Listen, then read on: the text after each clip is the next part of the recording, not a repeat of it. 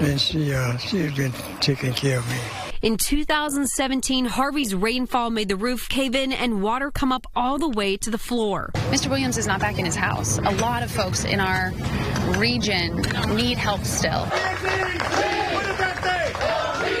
So, Rebuilding Together Houston and volunteers like Team Depot with the Home Depot have been fixing up the house. We replaced the roof, we replaced the water heater. We actually did some bathroom upgrades so he can get in and out of his bath easier. We really tried to make the home safer, added a whole new electrical system. Everybody that's here, nobody's getting paid to be here. It's all volunteer work. It's just, once you come out and do the first one, it's just, you can't get enough. So it's just the feel good of coming out and help somebody, the servicemen and women that do everything for our country. Everyone making it a home Harry says he's excited to return to once again. They have made new flooring, roofing, sheetrocking, and they have done a marvelous job. It's completed, look like a brand new house.